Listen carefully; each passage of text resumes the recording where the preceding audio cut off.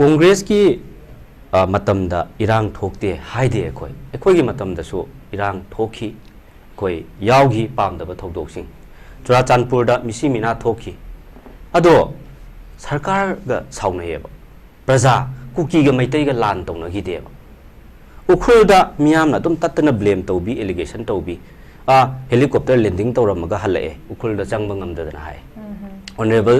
CLP leader ना मतमदुगी chief minister ओइंगाइदा अदु महाकना उखुल दा चटपदो अखोई महाकना नमफुदा चंगजनबा याये अदु पब्लिक सोकनी हाइबगी तौगिदबने अदु पब्लिक की इंटरेस्ट ता अदो मसिदैदा महाकना साउनगिबा मयामदो लालहौबगा NSN IM गा सरकार गा साउनजबने तांखुल प्रजा इचिल इनाव मयामदो अदुना अखोई मैतैसिगा खनगिबा नत्तेबा अदो खुदा खुदा सॉल्व तौगिएबा अदो जून 18 से कनागी मतमदा थोकपनो BJP की मतमदा थोकपने मिसी मिना मयाम थोखरिदो मसिदैदा अदगी कांग्रेस ना पिया लौथोए सॉरी कांग्रेस ना arm forces special power act लौथोकना बहोनै लौथोअमे श्री ओक्रम इबोबिगी सरकार मतमदा ngasi BJP na PR thamjalle adagi ngasi absfa thamjalle yengo tawri myam se masi karigino haitaragadi NSN IM gi luchingba Sri Muiba changakpa matamda matamdugi center gi home ministry Sri P Chidambaram na akanba instruction pira agaso aikoi changba yaroi haidana akoi maduda pamdaba thogdo khara thokraso इरांग दो नुमित निनी फागिदे अखोई नोंगा कनो तौरगा अदु याननब होतनै सरकार गा कनोगा साउनजबनेबा अखोई कांगलो फुरुप मसे नोंबता इमुनाइ मुतानागिबा नतेबा महाकना हाइरिबा ऐ वाफमदो ऐना सिगी example पिजरिदि करिगिनो हाइबदा पुनमक्से Congress की मतमदा इरांग थोअंबा याय थोअबसो अखोई याम थुना थुना लाक्सननब होतनै संदाइननब होतनै अदुगा सुमाइना मतम सांगना लौदे अदुगा असुक वाबा मिकअप मिराव खोंदे कोई नंगनगिदे अदुना कांग्रेस लेरमगदी अखोइगिदी सेंटर ना हाइरगसु अखोइदी यादरदी यादे पामदरदी पामदे एक्सेप्ट तौबा ngमोइदब पोतुदी ओपनली नोइना अखोइ साउनिंगगसु अखोइ एक्सेप्ट तौबा ngमोइ हाइबसि AICC दा हाइबा ngमेबा सुमाइना BJP गिसु मखोइ JP ना दादा कइदा हाइबा ngममगदी मोइना खितंग गट्स लेरमगदी सुक यामनदी वारम मोय हाइबदो ऑनरेबल CLP लीडर ना कांग्रेस ना कइगुंबा पावर दा लेरम तारगदी शांति लेरमगनी सुमाइनमक्ति तौरमोय हाइबदो मधुगी सेंट्रल आइडिया दुने सुमाइना ने मा बिगुन ओजा पमकिन दा लाक्चनिंग बसे ओजा पमकिन गुनुसु अहान बगी पोत मसिगी करी माहि लाकपे कमाइन थंबिनि अहान बदाइना थमजनिंग बसे मणिपुरी एखोइसे यामना सिविलाइज ओइबा एखोइगी रिच कल्चरल हिस्ट्री अमा मतम सांगना दगी लेजराबा अदुगुम्बा यामना पुक्चेल चावबा यामना ngakpiba heiba yamna minungsi chawba adugumba phurup amane aikhoise ngasi asikki matik minungsi chawba ngakpiba heiba penthokpa ngamba yamna civilized oiba society sida leiriba phurup amana yamna pelaktriba yamna sauraibase masi karidagino kanana no sawhallise मसीगी माराल से कना ओइदौरिबनो मसी कनाना तौहनबनो अखोइना हंगनिंगिसे अदुना अखोइ से याम वारे प्रजा से खम थेंगना वारे हौजिक से याम वारे तसेंगना फजना वानारे हुजिक मपी मपा पांदबा खुनाय अमा ओइरबनिना हुजिक से अखोइ वाकतफम पाउदमफम लेतबगी अखोइ से कनादा सु हाइरुब ngamdabagi वाने थमोइ मनुंगदि ओमगा चागा मयाम से पेंदबगी नुंगाइतबगी निंगमदबगी वारीदना pick थल्लबने ngasi manipur gi youth mayam se naharol mayam se maruoina khoi khulnga khoi chilnaw mayam leiriba mayam se masi makhoina pendriba makhoina thengnariba awaba mayoknariba difficulties mayam se masi makhoigi maranai oihanba yabra adu masi thengnariba difficulties se khungakpa so-called khungakpa na thorei se मसी कमदौना थोरखिबनो हाइबसे मसी अहानबदा BJP ना मसाना मोय study फजना तौजगदबनेबा लैबाक से कनाना ngakadabno अखोय तत्तना हंगगा लाक्सगिबने लैबाक सिबु इरनाय चोंथोकनरगा ngaknagद्राबा अइगी इफुरुप इजाति अइगी इरैकाय खुंगंग yum अइगी state अइगी इरमदम सिबु अइगी इचिलनाव मयाम सिबु ꯑꯩꯅ ꯆꯣꯡꯊꯣꯛꯑꯒ ꯊꯥꯏꯅ ꯆꯍꯤ ꯂꯤꯁꯤꯡ ꯀꯌꯥꯒꯤ ꯃꯃꯥꯡꯒꯤ ꯇꯥꯏꯞꯇ ꯑꯥꯔꯂꯤꯃꯦꯟꯒꯤ ꯃꯇꯝꯗꯧꯅ ꯍꯧꯖꯤꯛ ꯍꯤꯡꯕ ꯌꯥꯔꯤꯕ꯭ꯔꯥ ꯁꯨꯛ ꯆꯥꯎꯈꯠꯂꯕ ꯃꯣꯗꯔꯟ ꯁꯣꯁꯥꯏꯇꯤ ꯒ꯭ꯂꯣꯕꯦꯂꯥꯏꯖ ꯋꯥꯔꯜꯁꯤꯗ ꯁꯤ ꯀꯅꯥꯅ ꯉꯥꯛꯍꯟꯕꯅꯣ ꯈꯨꯜ ꯉꯥꯛꯄꯅ ꯆꯣꯡꯊꯣꯛꯍꯜꯂꯛꯏꯁꯦ ꯍꯣꯏ ꯆꯨꯝꯃꯦ ꯑꯩꯈꯣꯏ ꯈꯨꯗꯤꯡꯃꯛꯀꯤ ꯀꯂꯦꯛꯇꯤꯕ ꯔꯦꯁꯄꯣꯟꯁꯤꯕꯤꯂꯤꯇꯤꯅꯦꯕ ꯈꯨꯟ ꯉꯥꯛꯄ ꯑꯣꯔ ꯏꯔꯩꯕꯥꯛ ꯅꯨꯡꯁꯤꯕ ꯑꯩꯒꯤ ꯏꯐꯨꯔꯨꯞ ꯏꯖꯥꯇꯤ ꯅꯨꯡꯁꯤꯕ ꯀꯟꯕ ꯑꯋꯥꯕ ꯇꯥꯔꯛꯄ ꯃꯇꯝꯗ ꯍꯥꯏꯅꯔꯨꯕ ꯍꯧꯅꯔꯨꯕ ꯅꯥꯏꯗꯅ ꯑꯩꯈꯣꯏ ꯀꯅꯥꯅꯁꯨ ꯏꯟꯁꯜꯂꯨꯕ ꯂꯩꯇꯅ ꯆꯣꯡꯊꯣꯛꯅꯔꯛꯏꯕ ꯉꯥꯛꯇꯅꯦꯕ ꯑꯗꯣ ꯁꯤꯒꯤ ꯃꯌꯥꯝꯁꯦ ꯃꯁꯤꯒꯤ ꯔꯨꯠ ꯀꯣꯁꯇꯤ ꯑꯣꯔꯤꯖꯤꯟꯗꯤ ꯀꯅꯥꯗꯩꯅꯣꯕ ꯑꯣꯔꯤꯖꯤꯅꯦꯠ ꯇꯧꯔꯛꯏꯁꯦ ꯀꯅꯥꯅ ꯇꯧꯍꯟꯕꯅꯣꯕ ꯁꯤꯁꯦ ꯉꯁꯤꯒꯤ ꯄꯥꯜꯂꯤꯕ BJP ꯁꯔꯀꯥꯔꯁꯤꯅ BJP ꯄꯟꯗ꯭ꯔꯒꯁꯨ ꯃꯅꯤꯄꯨꯔꯒꯤ ꯁꯔꯀꯥꯔꯁꯤꯅ ꯂꯩꯕꯥꯛꯁꯤ ꯅꯤꯡꯊꯤꯖꯅ ꯉꯥꯛꯄꯤ ꯁꯦꯟꯕꯤꯔꯝꯕꯗ ꯂꯩꯕꯥꯛꯁꯤ ꯐꯖꯅ ꯂꯣ ꯑꯦꯟ ꯑꯣꯔꯗꯔ ꯃꯦꯟꯇꯦꯟ ꯇꯧꯔꯝꯕꯗ ꯔꯨꯜ ꯑꯣꯐ ꯂꯣ ꯆꯂꯥꯏꯔꯝꯕꯗ ꯂꯩꯕꯥꯛꯁꯤꯗꯩꯗ ꯁꯤ ꯋꯥꯔꯤꯕ ꯃꯌꯥꯝꯁꯤꯡ ꯑꯁꯤ ꯋꯥꯅꯔꯝꯈꯤꯗ꯭ꯔꯥꯕ ꯃꯣꯏꯅ ꯂꯩꯕꯥꯛ ꯉꯥꯛꯂꯛꯇꯕꯗꯒꯤ ꯑꯩꯈꯣꯏ ꯅꯣꯏꯅ ꯉꯥꯛꯑꯁꯨ ꯉꯥꯛꯇ꯭ꯔꯁꯨ ꯑꯩꯒꯤ ꯏꯆꯥ ꯏꯅꯥꯎꯗꯤ ꯁꯣꯛꯄ ꯌꯥꯔꯣꯏ ꯑꯩꯒꯤ ꯏꯃꯥ ꯁꯤꯕ ꯌꯥꯔꯣꯏ ꯑꯩꯒꯤ ꯏꯆꯜ ꯑꯩꯒꯤ ꯏꯆꯦ ꯑꯩꯒꯤ ꯏꯕꯨꯡ ꯏꯄ꯭ꯋꯥ ꯃꯌꯥꯝꯁꯤꯗꯤ ꯁꯤꯕ ꯌꯥꯔꯣꯏ ꯍꯥꯏꯗꯅ ꯃꯥꯒꯤ ꯊꯣꯛꯄ ꯇꯧꯔꯒ ꯑꯉꯝꯕ ꯁꯛꯇꯤ ꯄꯨꯊꯣꯛꯑꯒ ꯀꯟꯅꯅꯕ ꯃꯥꯒꯤ ꯏꯃꯨꯡ ꯀꯟꯅꯅꯕ ꯃꯊ꯭ꯋꯥꯏ ꯀꯟꯖꯅꯅꯕ ꯃꯥꯒꯤ ꯁꯥꯒꯩ ꯅꯥꯇꯩ ꯃꯥꯒꯤ ꯀꯩꯔꯣꯏ ꯂꯩꯀꯥꯏ ꯃꯌꯥꯝꯗꯣ ꯀꯟꯅꯅꯕ ꯊꯣꯔꯛꯈꯤꯕ ꯃꯌꯥꯝꯅꯦꯕ ꯃꯅꯤꯄꯨꯔ ꯅꯨꯡꯁꯤꯕꯒꯤꯗꯃꯛꯇꯅꯦꯕ ꯇꯧꯈ꯭ꯔꯤꯕ ꯃꯌꯥꯝꯁꯦ ꯑꯗꯣ ꯁꯤ ꯍꯧꯖꯤꯛꯅ ꯑꯃꯨꯛ ꯉꯁꯤꯒꯤ ꯄꯥꯜꯂꯤꯕ ꯁꯔꯀꯥꯔꯁꯤꯅ ꯀꯩꯗꯧꯔꯦ ꯑꯇꯇꯥꯏ ꯇꯥꯍꯟꯕꯗꯧꯅ ꯍꯥꯟꯅꯒꯤ ex-CM ꯑꯣꯅꯔꯦꯕꯜ ꯆꯤꯐ ꯃꯤꯅꯤꯁꯇꯔ ꯑꯩꯈꯣꯏꯒꯤ ꯁ꯭ꯔꯤ N ꯕꯤꯔꯦꯟꯅ ꯀꯔꯤ ꯍꯥꯏꯔꯝꯃꯦ ꯁꯤꯗꯩ ꯃꯈꯥ ꯌꯥꯝ ꯍꯦꯟꯖꯜꯂꯛꯑꯒꯗꯤ ꯑꯩ ꯏꯁꯥ ꯆꯠꯂꯒ ꯑꯩ ꯅꯣꯡꯃꯩ ꯀꯥꯞꯄ ꯂꯥꯟ ꯀꯥꯞꯄ ꯌꯥꯎꯔꯛꯄꯁꯨ ꯌꯥꯏꯒ ꯍꯥꯏꯈꯤꯕ ꯅꯠꯇ꯭ꯔꯣ ꯃꯌꯥꯝ ꯅꯤꯡꯁꯤꯡꯕꯤꯔꯝꯒꯅꯤ ꯑꯗꯨꯃꯥꯏꯅ ꯃꯤꯌꯥꯝꯁꯤꯗ ꯍꯥꯏꯔꯝꯃꯒ ꯏꯃꯣꯁꯅꯦꯜ ꯑꯇ꯭ꯌꯥꯆꯥꯔ ꯇꯧꯔꯝꯃꯒ ꯃꯤꯉꯣꯟꯗ ꯏ ꯆꯨꯔꯝꯃꯒ ꯅꯍꯥ ꯃꯌꯥꯝꯁꯤꯗ ꯏ ꯆꯨꯈꯠꯂꯝꯃꯒ ꯃꯥꯅ ꯉꯁꯤ ꯇꯨꯃꯤꯟ ꯂꯩꯈ꯭ꯔꯤ ꯀꯔꯤꯒꯤꯅꯣꯕ ꯋꯥꯍꯩ ꯑꯃꯇ ꯍꯥꯏꯗꯕ ꯉꯁꯤ ꯈꯨꯜ ꯉꯥꯛꯄ ꯐꯥꯔꯤꯕ ꯃꯌꯥꯝꯁꯦ ꯃꯁꯤꯒꯤ ꯃꯇꯥꯡꯗ BJPꯅ ꯋꯥꯐꯝ ꯑꯃꯠꯇ ꯄꯨꯊꯣꯛꯇꯕ ꯂꯩꯉꯥꯛꯅ ꯀꯔꯤꯒꯨꯝꯕ ꯑꯃꯠꯇ ꯄꯨꯊꯣꯛꯇꯕ ꯄꯟꯗꯕ ꯀꯟꯅꯅꯕ ꯍꯣꯠꯅꯗꯕ ꯃꯁꯤꯒꯤ ꯑꯀꯛꯅꯕ ꯁ꯭ꯄꯦꯁꯤꯐꯤꯛ ꯑꯦꯔꯦꯟꯖꯃꯦꯟ ꯑꯃ ꯔꯨꯜ ꯑꯃ ꯂꯣ ꯑꯃ ꯁꯦꯝꯅꯅꯕ ꯍꯣꯠꯅꯗꯕ ꯀꯔꯤꯒꯤꯅꯣꯕ ꯃꯁꯤ ꯁ꯭ꯋꯥꯏꯁꯤ ꯌꯥꯝ ꯀꯣꯏꯁꯅꯦꯕꯜ ꯑꯣꯏ ꯍꯥꯏꯅ ꯑꯩꯈꯣꯏꯗꯤ ꯈꯜꯂꯦꯕ ꯑꯩꯈꯣꯏ ꯃꯣꯏꯗ ꯕ꯭ꯂꯦꯝ ꯇꯧꯖꯕꯒꯤ ꯋꯥꯁꯨ ꯅꯠꯇꯦ ꯍꯧꯖꯤꯛ BJP ꯌꯥꯎꯕ ꯅꯠꯇꯦ ꯄꯦꯅꯦꯜ ꯃꯦꯝꯕꯔ ꯃꯔꯛꯇ ꯑꯩ BJPꯗ ꯌꯥꯝ ꯍꯥꯏꯖꯕꯒꯤ ꯋꯥ ꯅꯠꯇꯦ ꯇꯧꯕꯗꯪꯕꯨ ꯂꯩꯉꯥꯛꯀꯤ ꯁꯣꯏꯔꯛꯄ ꯃꯌꯥꯝꯗꯨꯅ ꯃꯔꯝ ꯑꯣꯏꯔꯀꯥꯟꯗ ꯃꯗꯨꯒꯤ ꯀꯟꯁꯤꯀ꯭ꯋꯦꯟꯁꯦꯁ ꯃꯗꯨꯒꯤ ꯑꯥꯎꯠꯀꯝꯁꯇꯨꯅ ꯃꯔꯝ ꯑꯣꯏꯔꯀꯥꯟꯗꯅꯦꯕ ꯉꯁꯤ ꯈꯨꯜ ꯉꯥꯛꯄꯅ ꯆꯣꯡꯊꯣꯔꯛꯑꯒ ꯉꯁꯤ ꯊꯋꯥꯏ ꯀꯠꯂꯤꯕ ꯃꯌꯥꯝꯁꯦ ꯆꯍꯤ 2 ꯃꯄꯨꯡ ꯐꯥꯖꯤꯜꯂꯛꯑꯕ ꯁꯤꯒꯤ ꯂꯥꯟꯁꯤꯗꯩꯗ ꯃꯁꯤꯗ ꯉꯁꯤ ꯐꯥꯎꯗ ꯃꯈꯣꯏꯅ ꯇꯨꯝꯐꯝ ꯆꯥꯐꯝ ꯈꯪꯗꯅ ꯇꯨꯝꯕ ꯃꯆꯦꯠ ꯆꯥꯕ ꯃꯆꯦꯠ ꯇꯧꯔꯦ ꯍꯥꯏꯔꯀꯥꯟꯗ ꯉꯁꯤ ꯇꯧꯔꯤꯕ ꯆꯤꯡꯌꯥ ꯇꯝꯌꯥꯗ ꯇꯧꯔꯦ ꯍꯥꯏꯔꯀꯥꯟꯗ ꯉꯁꯤꯅ ꯃꯣꯏꯁꯤ ꯑꯉꯥꯎ ꯑꯐꯩ ꯇꯥꯟꯕꯗꯧꯅ ꯀꯣꯏꯆꯦꯟ ꯆꯦꯜꯂꯒ ꯃꯥꯏꯒꯩ ꯁꯂꯥꯏ ꯈꯪꯗꯕ ꯃꯈꯩ ꯂꯣꯠꯍꯜꯂꯒ ꯑꯀꯤ ꯇꯨꯖꯨꯡ ꯄꯣꯛꯍꯜꯂꯒ ꯐꯤꯌꯔ ꯁꯥꯏꯀꯣꯁꯤꯁ ꯑꯃꯒꯤ ꯏꯟꯚꯥꯏꯔꯟꯃꯦꯟ ꯀ꯭रिꯌꯦꯠ ꯇꯧꯔꯦ ꯍꯥꯏꯔꯀꯥꯟꯗ ꯃꯌꯥꯝꯁꯤ ꯇꯧꯔꯒ ꯁꯤ ꯊꯝꯍꯥꯏꯔꯀꯥꯟꯗ ꯇꯧꯔꯤꯕ ꯃꯌꯥꯝꯁꯤ ꯌꯥꯕ꯭ꯔꯥꯕ ꯃꯣꯏ ꯊꯤꯡꯒꯦ ꯍꯥꯏꯔꯝꯃꯒꯗꯤ ꯅꯍꯥꯟ ꯑꯃꯅ ꯍꯥꯟꯅꯅ ꯀꯔꯤꯒꯤ ꯃꯇꯝ ꯂꯩꯔꯤꯉꯩꯗ ꯊꯤꯡꯍꯧꯗꯕ ꯍꯧꯖꯤꯛ ꯈꯛꯇ ꯀꯔꯤꯒꯤ ꯁꯤ ꯏꯁꯀꯦꯂꯦꯠ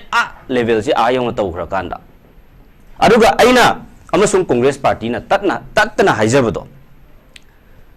ꯂꯩꯕꯥꯛꯁꯤꯗ ꯔꯨꯜ ꯑꯣꯐ ꯂꯣ ꯂꯩꯇꯕꯗꯣ ꯑꯗꯨꯅ ꯑꯃ ꯑꯣꯏꯈ꯭ꯔꯀꯥꯟꯗ ꯂꯣꯁꯤ ꯚꯦꯂꯤꯗ ꯈꯛꯇ ꯑꯦꯄ꯭ꯂꯥꯏ ꯇꯧꯕꯗꯧꯅ ꯇꯧꯋꯦꯕ ꯌꯨꯅꯤꯐꯣꯔꯃꯤꯇꯤ ꯑꯣꯐ ꯂꯣ ꯂꯩꯇꯦ ꯍꯥꯏꯕꯁꯦ ꯑꯩꯈꯣꯏ ꯀꯌꯥꯔꯛ ꯍꯥꯏꯔꯒ ꯂꯥꯛꯆꯕꯅꯤ ꯌꯨꯅꯤꯐꯣꯔꯃꯤꯇꯤ ꯑꯣꯐ ꯂꯣ ꯂꯩꯇꯕꯗꯨꯅꯕꯨ ꯉꯁꯤ ꯚꯦꯂꯤꯗ ꯅꯣꯡꯃ ꯀꯥꯡꯗꯅ ꯐꯥꯔꯤꯕ ꯃꯌꯥꯝꯁꯦ ꯐꯥꯒꯅꯣ ꯍꯥꯏꯕ ꯅꯠꯇꯦ ꯂꯣꯅ ꯌꯥꯗꯕꯗꯣ ꯃꯗꯨ ꯑꯩꯈꯣꯏ ꯂꯣꯒꯤ ꯋꯥꯌꯦꯟ ꯕꯤꯆꯥꯔ ꯇꯧꯖꯁꯅꯨ ꯑꯃꯔꯣꯝꯗ ꯑꯩꯅ ꯍꯥꯏꯖꯔꯤꯁꯦ ꯂꯣꯒꯤ ꯃꯤꯠꯌꯦꯡ ꯃꯈꯥꯗ ꯂꯧꯈꯠꯐꯝ ꯊꯣꯛꯄꯗꯣ ꯍꯣꯏ ꯂꯧꯈꯠꯁꯅꯨ ꯑꯃꯔꯣꯝꯗ ꯂꯧꯈꯠꯂꯒꯗꯤ ꯀꯔꯤꯒꯤ ꯕꯣꯠ ꯍꯤꯜꯁ ꯑꯦꯟ ꯚꯦꯂꯤ ꯑꯅꯤꯃꯛꯇ ꯇꯧꯗꯕꯅꯣ ꯁꯤ ꯀꯝꯄ꯭ꯂꯤꯠꯂꯤ ꯗꯤꯚꯥꯏꯗꯦꯠ ꯑꯣꯏꯍꯜꯂꯤꯁꯤ ꯀꯔꯤꯒꯤꯅꯣ ꯉꯁꯤꯒꯤ ꯁꯔꯀꯥꯔꯁꯤꯅ ꯀꯩꯗꯧꯕꯩꯅꯣꯕ ꯁꯤꯗꯩꯗ ꯀꯩꯅꯣ ꯇꯧꯔꯤꯁꯦ ꯆꯤꯡꯗꯅ ꯈꯨꯠꯂꯥꯏ ꯐꯥꯔꯦꯅ ꯈꯕꯔꯗ ꯇꯤꯚꯤꯗ ꯔꯦꯗꯤꯑꯣꯗ ꯎꯔꯤꯕ ꯑꯩꯈꯣꯏꯅ ꯊꯦꯡꯅꯔꯤꯕ ꯃꯌꯥꯝꯗꯨꯅꯤ ꯎꯀꯛ ꯋꯥꯀꯛ ꯊꯥꯡꯇꯦꯛ ꯑꯗꯒꯤ ꯌꯣꯠꯇꯦꯛ ꯈꯔ ꯄꯨꯊꯣꯔꯛꯑꯅꯤ ꯑꯗꯒꯤ ꯀꯥꯞꯅꯕ ꯌꯥꯕ ꯌꯥꯗꯕ ꯀꯔꯤꯅꯣ ꯈꯪꯗꯕ ꯈꯔ ꯇꯧꯔ ꯐꯣꯇꯣ ꯀꯥꯞꯄ ꯄꯨꯈꯠꯂꯛꯑꯅꯤ ꯑꯗꯨ ꯐꯥꯕ ꯀꯧꯕ꯭ꯔꯥꯕ ꯚꯦꯂꯤꯗꯅ ꯉꯁꯤ ꯐꯥꯔꯤꯕ ꯃꯌꯥꯝꯁꯤ ꯃꯤꯑꯣꯏ ꯃꯤꯁꯛꯀ ꯀꯣꯟꯅꯅꯅꯦ ꯐꯥꯔꯤꯁꯦ ꯃꯣꯏ ꯑꯁꯣꯝꯗ ꯐꯥꯕꯗꯅ ꯃꯤꯁꯨ ꯌꯥꯎꯔꯤꯔꯥ ꯌꯥꯎꯗ꯭ꯔꯤꯔꯥ ꯈꯪꯗꯦ ꯁꯣꯝꯗꯅ ꯀꯃꯥꯏꯅ ꯇꯧꯔꯦ ꯁꯤ ꯀꯔꯤꯒꯤꯅꯣ ꯁꯤꯒꯨꯝꯕ ꯂꯣꯁꯦ ꯌꯨꯅꯤꯐꯣꯔꯝ ꯑꯣꯏꯔꯛꯇꯕ equally apply tꯧꯔꯛꯇꯕ effective implementation of law and order se both hills and valley ani makta tꯧꯔꯛꯇꯕꯗꯩꯅꯦ ngasi si tꯧꯔꯤꯕ ꯃꯌꯥꯝꯁꯦ aduna aina haijaningbade yam ware mayamsi hujik phagi tauba matam nate hujik BJP gi akoi ojagi tajenna haibigibadune moi hujik pura deactivate tauba natina huji hinnaga lairine moi MLA oina di adum lairine mathau tauba yai miyam gi damok ta kholaw lawba yai moi center da pressure tauba yai makhoi karigumba demand khara pressure khara public ki welfare gi damak ta praja gi interest gi damak ta youth mayam sigi damak ta makhoi karigumba mechanism khara puthokna na ba higher authority da moi takna da ba haina da ba kari gi no ba asigumba mayam se power pai ngai da sarkar lai kan da khaktara ba moina leibak nu siri che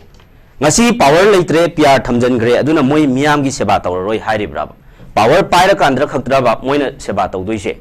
miyam gi damak ta ngang doi se lan loi gra bo ngasi PR thamme na ado lan loidri miyam gi awaba koktri awaba hen henjelai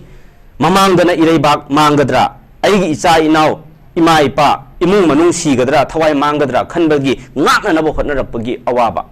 haujikna amok madu nga ubagi pap langsan jaruba oina ngasina phana na bo koitan tana bagi madudagi kamdongna nan thokadagi kanana ikhoibu kandigadage khanbagi awaba mayokna ba khara asigumba mayam se awabagi mathakta awaba hapchaliba mayam se ngasi BJP na mamit udabadawna mana tadabadawna kaimta khangdabadawna moina tumin leisalisi karigino moi MLA amagi phangbam thokpa hak chapchana makoida leiriba makhoi mathau khara tawbiyo haibneda abi yongo PR sungtham thamoidaba PR si moina constitutional crisis leiba malhallaga nampu sapu da constitutional crisis leiba malhalle leiba sare ai loisanjage yongo manipur gi CM resign tawhalise CM nampuda resign tawhalle masana willingly resign tawba oirangani ai thajade hobe charter flight ta ada nungdang do da kawraga halakpaga sambit patra ga lakminaraga resign tawhalle resign tawba changbadu da resignation tender tawbadu da governor gi manakta changbada mahakna kari hairambano kari advice tawrambano PR ek la enwan baga assembly phangda bagi tharak ya laga leirabado assembly nampuda phamande moina tawise yengo Manipur ki CM resign nampuda ne tawhalise assembly session nampuda kakthatpa adagi PR nampuda thamjanba constitutional crisis sunglai leitana leiba malhallaga leisanna hallaga yengo si punamakse aidi BJP gi ne moi manungda kari hidden agenda leibno moi gi pre plan predetermined ama oiribra haina koi singna da bangam deba adugi masakta hanagi ex CM Sri N Biren na resignation tender tauba matam da governor unabada kari wari sanagi baza no kari hairam baza no PR khudakta thama isi haibase ngaswai area si jo khoi di yam hang okay ja yam ngai je yam kan gi da lakse game ha ke round da ji ke khoi sakar sem da ba masung constitutional crisis leiba si su yam tauba yam da kan yam related oi ni si ke so mai second lakse ke thank you so much oza bida oza thambirame akhoi gi even though akhoi gi assembly si kanoda animated suspension da leiraga su akhoi gi lengak se mangam da leitaraga su MLA sing sem like thong alai yaroi dori makhoi gi role se su ki matik chawi asiguma juncture sida makhoi kai doga da ge haibasi akhoi nai yam like thong alai yadoi pot sima leire duna marak sida mo mayam sina su praja mayam sina pena da ba akhoi gi kano haira kanda adum seng haira kanda laibak thibasi makhoi majority leina huzik Dakar sembang ngamdre sem dengan mangda even before ngasagi PR lakting mangda ada Delhi da hangkatan da among tongan chatpa kari tanari no khang da ba akoi gi disclose tawda mayam da close door da kari haina kram no khang da ba duga all of a sudden tarik 8 da lag resign tok thoki ba adagi tarik 13 phok sin numit humni phok se ko caretaker wen thaba matung da lepna ba ngam da de muk lakpa do sigi matung tarak ba hujik su matam ayam leibes se makoi makte consensus oibam puthok pa ngam da ba aduga amok ani maki yana basi center amasung state ani ga ya bu no tawgada bani haibagi center na gi ingit ama pi da bai mo man be posima leiba makoi aduk yam leida mapangan sona ka do be sema leida bu ya da bu ha posima se leiduga ngasi su mo khoi gi karawe si gi MLA ramesona ga phongdo ki basi ma gi kain thoram amada akhoi gi huzik adagi athing ba na taka ya da ba sing mai poching se yana da se leitara ga su logi mateng laura go su akhoi lengak sem na ba akhoi gi lawdun hona gani ga haibai pochima su thame ngasi su dum lae duga makoi punna pham gani tom dong rang han gi do ja akhoi adagi mo athing ba kha thame kolen tawdana mo pham gi de pot leida adagi da amu MLA ke bagi mayum da phamna ba tawbu da mo mokoi masem gi khudong cha da mayam lai habi to kom lai sigum ba yamna lugdaba matam sida mayamna peningai oidaba pot amadi sum lai haiba tare sigi moi gi marakala iba hujipu ki development si kamai yeng biu ja mamang da sujan happy mate hobi ram ban masine koina yamna nga ise akoi di hana de haijabane Sri Birena luching ba sarkar se puppet ne na madi dummy ne center ge amuka ina remind tawjari puppet neba state ta lairiba akhoi gi BJP gi mayam se ado honorable MLA kairao AC naga guts laina sumaina hairi je sumaina ga hairi yam chumme si om na cha ga phulla thamam mayam done kari gi popular government ama laina coalition ne haidana mot manadabadagi kaire haibasu nataba popular government am lairiba hendok pathokna MLA masingna krik innaraga lairiba BJP Manipur BJP sina karigi maramda sarkar kaifam thoke kari maramda hujik new leader ama moi masen yanare haraganda consensus ma purak pangamdabano karigi noba government semgani na claim tawba ngamdri je hujik phawba karigi noba PR sum thamalli je sina takpadi PR se BJP na thaman mane je masana pop tadraba si moina prajagi yam khanba prajagi yam nungsibiba oitaragadi moina karigi damakta noba PR se athuba matamda lauthokna ba hotna daba moi kano tawba se adagi wahangdu da ilaksage asuk critical juncture sida sigi waraba wabadagi sidai hena waningai leitraba sigi marak sidai da aidi ngasai rabo binaga haibado yam emotional oire eba khoide pukni nushire eba isai thanda bokok chak eba khoi naha moina ado yengo masing hendok thodokna pathokna leibado aduji tokhroba sok luraba tanpham sida singa sigi pungja sida moi BJP gi legislature mayam se akoi congress ki manga di ngak itana phammiye ai miyam da haijage ba akoi gi punna phaminari ba toina phaminari ba governor su ngak itana unari ba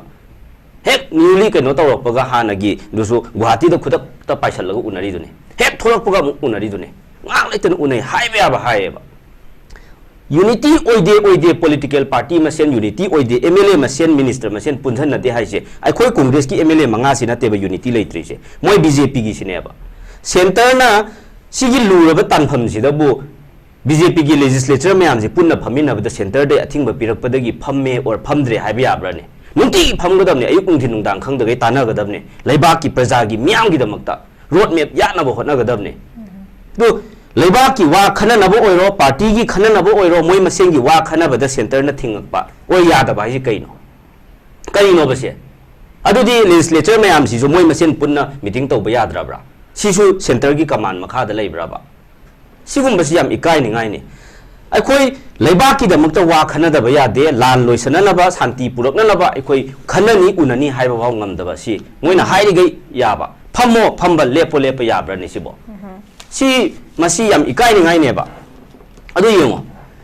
masi di sahi lising ani hen bagi puwari leiba na BJP ne yam takna ima leibak yam nungsi ba saraga akta platform khuding gi ima leibak na yam lawram bado meeting khuding function khuding ima leibak ki ming ri emotional atyachar tawram ba BJP sarkar duna ngasi di kaidau gre sahi lising ani hen ba puwari leiba Manipur iramdam ima leibak haina di yamna nungsina haiba akhoi na ngasi sahi lising ani hen ba puwari gi Manipur ne haidana malem gi miyam mamangda chauthok chana hingjarambado ngasi di akhoi yam ikaire mai ji thambam leitreba public na mandate piraga vote thadharaga nakhoi mayam se akhoi gi mihut oi biruro akhoi mayam gi yai phanabagi damakta akhoi gi leibak ki damakta karigumba khara tawro ona makhoi da mandate piraga moida power sinagraba se masi masada phangjariba power constitution na pijariba right masagi hak mayam se pulap center na violate tawhallaga masida kaimta haiba ngamdana tumin leiri neba lising ani henbagi puwari leiraklaba fajaraba nungsiraba iramda Manipur se ngasidi retired IS amaga retired IPS amaga na leibak saswan tawrieba Manipur se bureaucrat ani na palieba MLA mayam si suppress tawsallaga ikaidraba sibu ikai ningai natraba retired IS amaga retired IPS amaga na Manipur paliye hujikse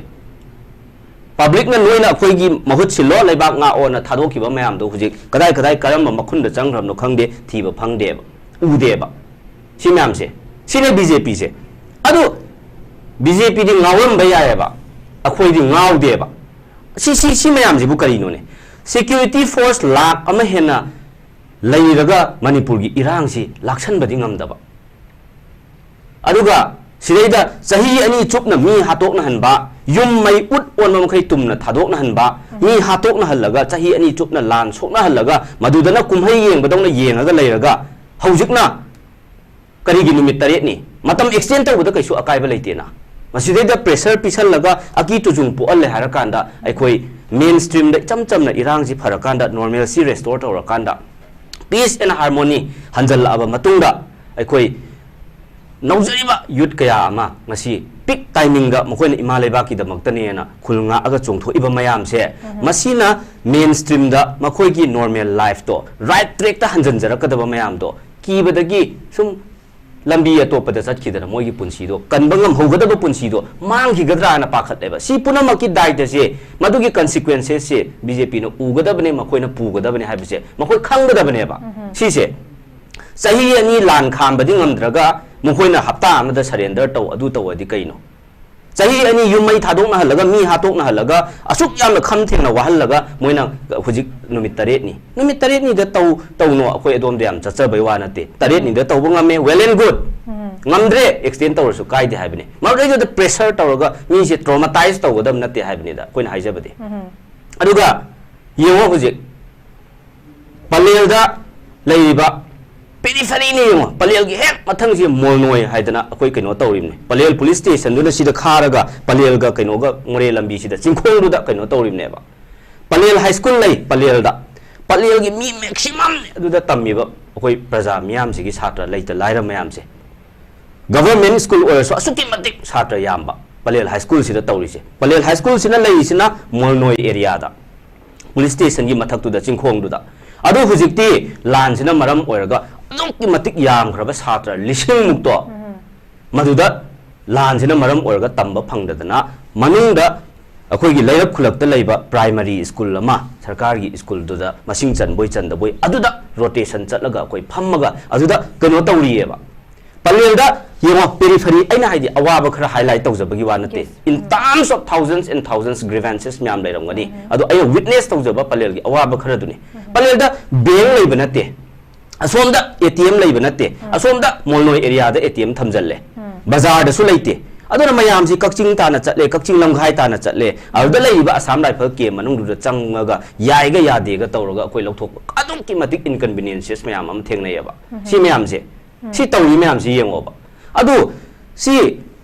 lojing loyada leiba athapa khungram gi lamdam singda leiba chingya tamya da leiba mayam se masina hena awaba mayok nei haiba se masi BJP na swai sida sing bangro manung da phamjalaga quarter da nungai ni AC room da phamaga khangdraga so awaba thengnaba kaya na di adukki mati wahauri haiba se okay ai makhoi da khanganinge ba losan jarakpada aina amaga thamjaning ba se ai khoi di khulnga pagi ta sengna Congress party di aina isana Congress oire haidana ai Congress thagachabagi wasu natte tawjaba thabak to ai amtang thamjabani ojabe kaino se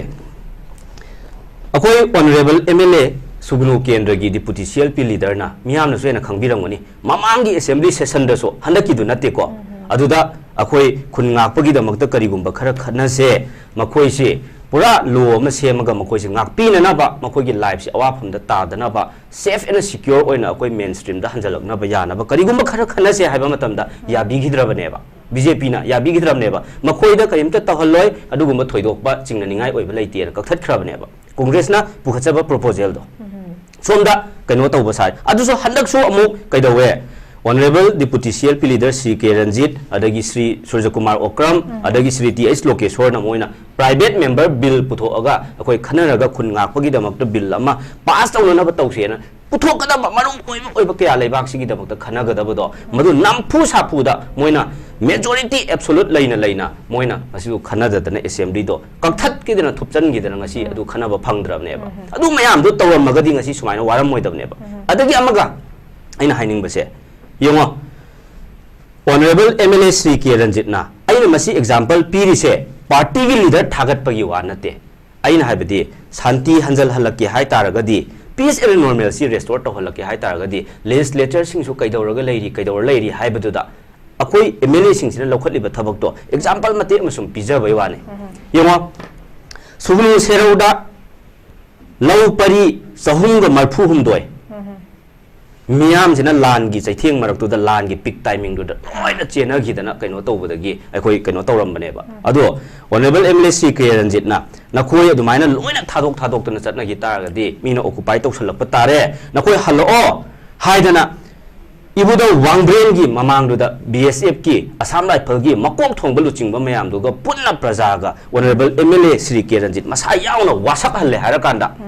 नकोई सिंगाकदबने लौ उहंद्रगदी लान की मरकता वारिंगाई मरकसिदा अकोई लौसिंग जी उहंदब यादे नकोइना फजना ngaga लौसिंग उहनगदबने ना लौ परि चहुंग मरफु हुंदोइदो महांगना तौरे हारकांदा फौदी free the येले हारगा मदुगी हार free the येले हारगा महांगना tractor कुनग निपान से मसी मसागी pocket तगी पुथोकचरे हारगा खोयहल्लगा नकोई उदब यारोय नोय lion चखरदी अकोई Meena हेन कइनो तौसल अनि हाइदरा माना दुमाइना तौजगिबा मयाम तीन हिदाक अदगी करी करा मैम दो कापीरगा अदुमाइन तौरगा अदमक हेंदोक्तना हुजिकसे माना अकोई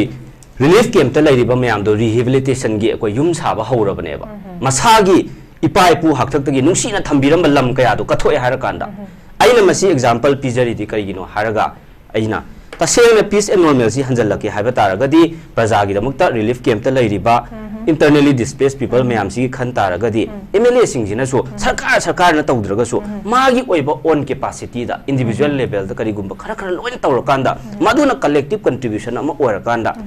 खरदी अफबा ओइगद्रा हाइबदी इना मसिदैदा थमजरिसे ओके ओजा अरोइबेगी से तुम अरोइबेगी वना साना ना हाइबा तारे आई तेंतंगा थंबिरो ओजा दम लाक्तरे अरोइबे राउंड ओइजना बेदमक्ता सिमतांग ओजा कोगी recent statement of CLP leader कोगी ओक्रमी बोबिगिना थंबी की बसे मैम थंबी मनुंग देमतंग नखचबदा कोगी कांग्रेस ना कोगी पावर दा लागदी शक्ति से पारगदी शांति पुरकनी हाइना सिगी पोना को थंबी बने ओजा अदो सी मतंग दा कोगी सीएलपी लीडर ने लिटरली आई मीन लिटरली से माना मिन तौनिंग बहाई तारे सि पोसे कमाइन थंबिनिंग खोइना खोइ ऑनरेबल सीएलपी लीडर ना हाइबिरिसे खोइना सुमाइना स्टडी तौजै कांग्रेस की मतमदा इरांग थोकते हाइदे अखोई मतमदसु इरांग थोखी कोई यावगी पामदब थौदोकसिंग चुराचांदपुर मिसी मिना थोखी अदो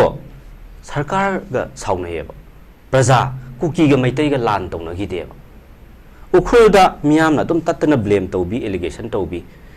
हेलीकॉप्टर लैंडिंग तौरमगा हलए उखुलदा चंगबा ngamdadana हाय ऑनरेबल सीएलपी लीडर ना मतमदुगी चीफ मिनिस्टर ओइंगाइदा अदो महांगना उखुलदा चटपदो